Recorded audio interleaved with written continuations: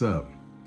This has been a very good but very interesting Christmas this year. Normally, I step foot out the house and go do something.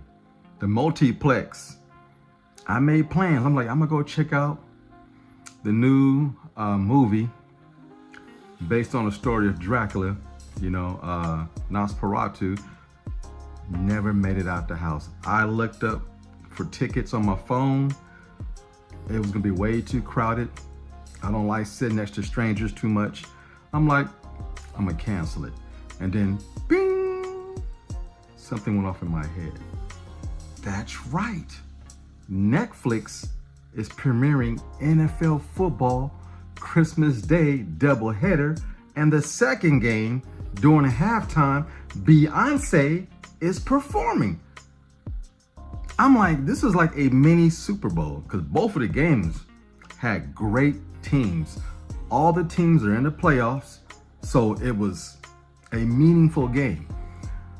And I'm like, wow. And I was kind of sketchy because I watched the Tyson fight, right? With Jake Paul. I'm like, okay, they had some glitches in the system. The system kept buffering. Yo, it went off without a hitch. It was perfect.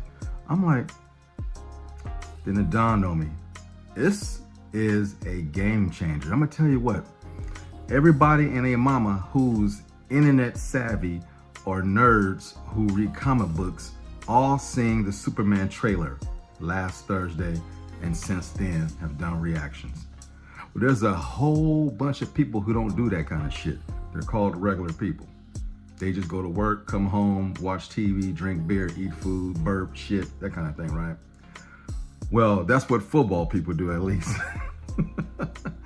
Today, during the first game, because of course they had ads, that's how they're getting paid for this, they debuted that Superman trailer on Netflix during an ad.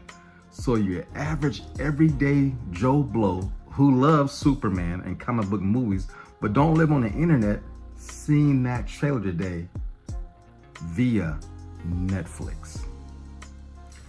Then there was an interviewing somebody. It's this really attractive woman. I didn't know who she was. Apparently, she's a wrestler, right? And it dawned on me, that's right. Next month in January, wrestling's coming to Netflix. I'm like, first boxing, NFL football, and now wrestling. Netflix is in another stratosphere.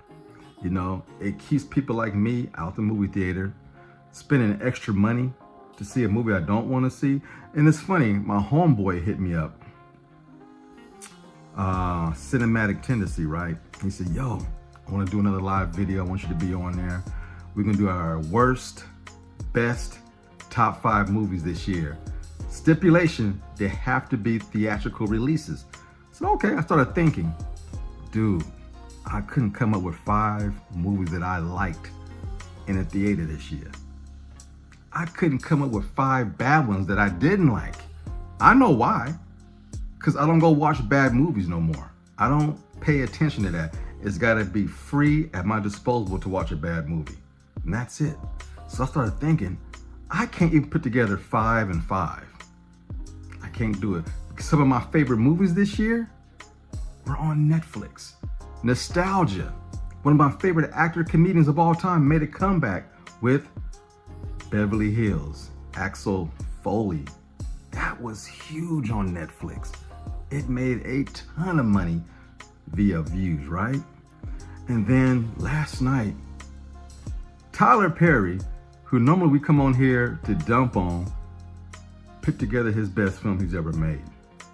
This movie has an Oscar performance in there from Kerry Washington. I'm talking Oscar performance. Netflix last night. One of my favorite comedians, actors, also is Jamie Foxx. No one knew what happened to him. What was the cause of him being in the hospital for 2 weeks? He chose Netflix to air out his dirty laundry and what really happened to him behind closed doors doing a comedy special. Where? On Netflix. Dude, Netflix is winning. It's a game changer. I know everybody else, like Disney, everybody, they adapted to streaming, but all they do is show movies. No special events.